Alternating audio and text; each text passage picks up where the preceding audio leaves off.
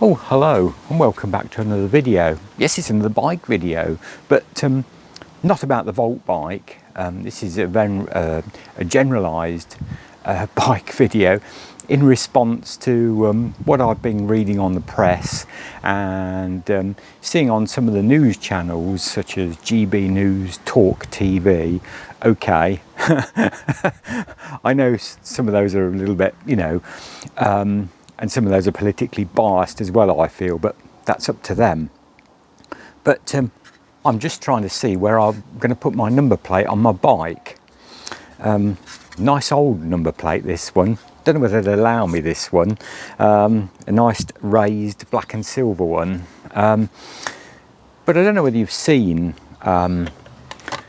in recent days, it's come to light that the UK government and Grant Shapps, who heads the Department of, or is Minister for Department of Transport, has come out with the idea that all cyclists should be displaying a number plate somewhere on their person or on their bike.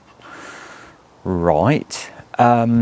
And he also thinks all cyclists should have insurance. Well, as I've said before, that's a debatable issue that's been rumbling on for many, many years. And I've said before, I have biked with insurance, I've biked without insurance.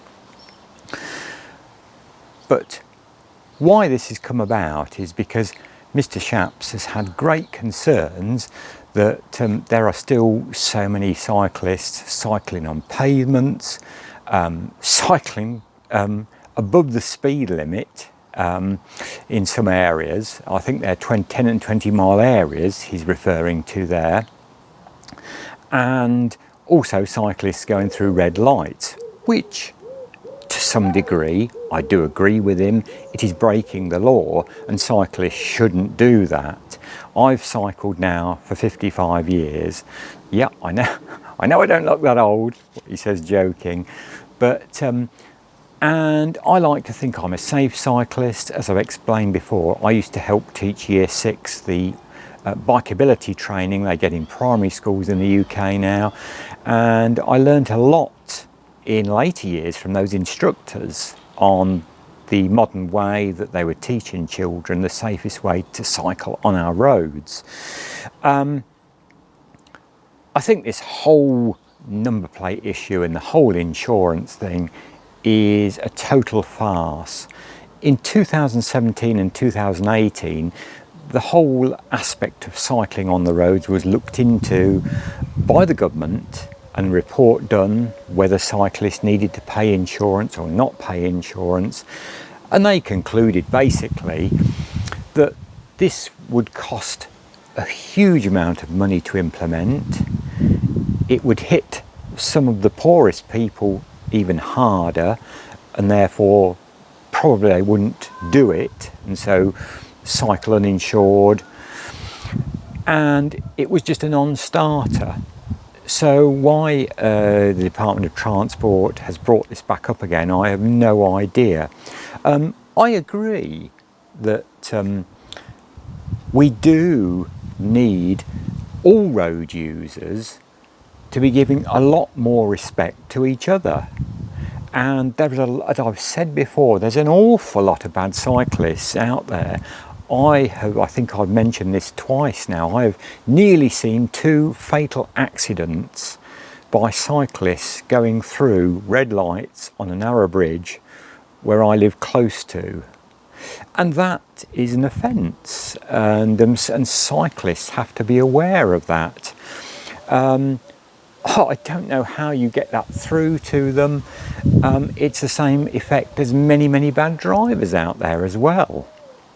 I would say to Mr. Shapps and the Department of Transport, have a look at the Dutch system and the investment that has gone on in Holland right back into in the 1930s to really develop the bike and make small journeys on the bike viable by keeping bikes and cars separate to a degree and doing the job properly. And in Holland, there's great respect from cyclists to car drivers and car drivers to cyclists, because there again, I would think 96% of Dutch cyclists also drive cars. Now, perhaps that's a critical difference there. It strikes me it's attitudes we have to change here, along with education, because as you know, I cycle regularly on the roads, and it seems everyone is in a hurry to get to nowhere these days. People are so impatient, and that goes for cyclists just as much as car drivers. The number of car drivers you get that sit right close, nearly touching your mud flap, looking for every opportunity, at every glimmer of hope of getting past you as soon as possible, and off they speed.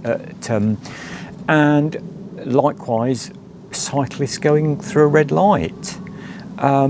It seems, there is so little, give and take. And an interesting point with my own on this, I was cycling down a genuine cycle path that had got the distinct, proper signage saying that I was on a cycle path, quite correct. I was doing nothing illegal, and the traffic had stopped on the road. This road kind of adjoined the cycle path. It followed alongside it. It was separate, and it was a separate path. And because I was cycling merrily along this, at not breakneck speed, I was just going at a steady cycling pace. I would think, 13, 14 miles an hour at best. And this was in the summer, and all these car drivers were winding their windows down, shouting at me, saying that I shouldn't be riding my bike on this path, which is deemed as a cycle path. In fact, at one point I got off and actually pointed to the blue circle signs with the bike on, and I just got a load of abuse and gestures, shall we say, not polite ones either. So I think this whole issue, whereas I do agree with the Department of Transport, cyclists are breaking rules, and that needs to be stopped. And I don't know quite how you do that, but certainly making every cycle have a number plate. Or I also read that they think you have to wear a fluorescent jacket with your number plate on the back. This is just craziness. And I'm friendly with somebody who's quite high up in cyclist journalism, and I contacted him before I made this video and said, what's your take on all this? And he said, I wouldn't worry about it. It'll never come to fruition. It's Grant Shapps kind of trying to protect his own back a bit, because the Boris Johnson government, after the first COVID lockdown, were very proactive on cycling. Whether that be right or wrong, they wasted an awful lot of money building cycle tracks that nobody went down, but they were very proactive. And now, obviously, Grant Shapps, who's Minister of Transport in the UK, wants to distance himself from that whole Boris Johnson government, because he knows there's going to be a new leader and he wants to retain some sort of job within the cabinet. And so he is just, basically fishing for fanciful ideas. But what's your take on this?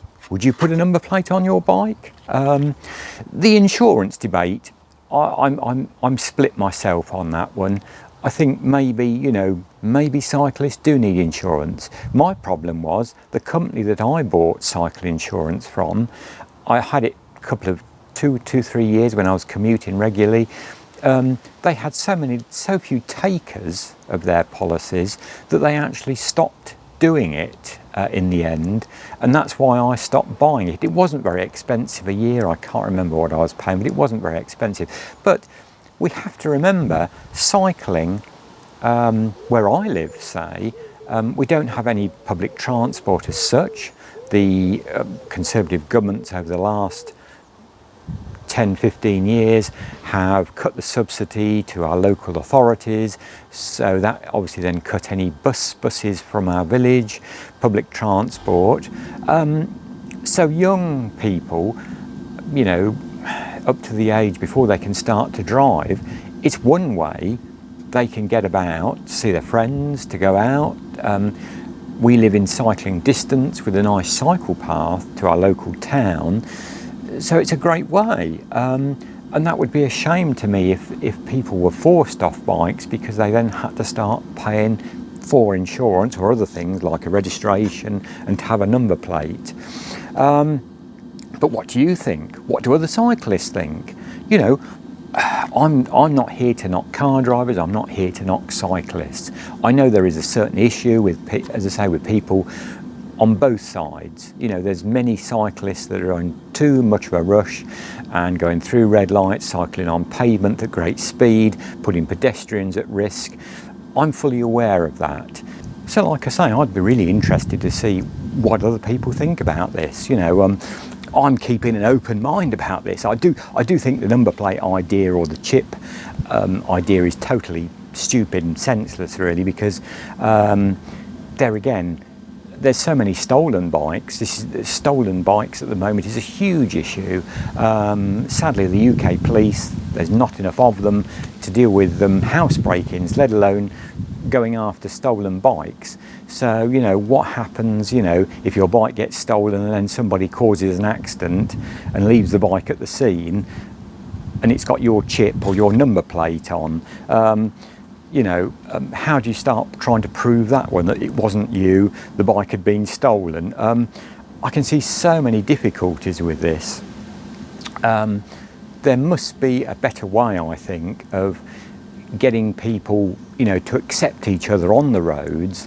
But I do think the whole number plate idea is absolute crackers, and it kind of made me smile, and I thought I must do this video. I'd like to get your views. What's your views? You know, do you think this could work? Do you think it's viable? There again, my friend who's a cyclist journalist, he said, you know, the actual cost of implicating this whole system would be beyond belief. And he said there's not enough civil service to set it up or even do it, or what agency would run it. He said that all the agencies like that are snowed under with work with too few staff anyway now. It would just make the burden unbearable. So I don't think it's going to happen, but it just kind of made me smile, really, that 2 years ago the government were really encouraging everyone to get out on their bikes. It's the best thing since sliced bread. You know, you won't get COVID, you know, bike to work. Let's make some new bike lanes. Let's think about, you know, making the price of bikes cheaper, which they never did, by subsidy and all this. And then 2 years down the line, they're thinking about making us buy insurance and some sort of license plate, either on the bike or on the back of a fluorescent jacket.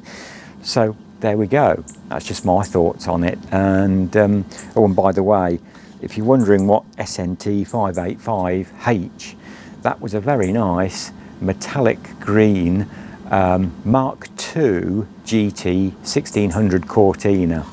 So a little bit different to a Volt e-bike.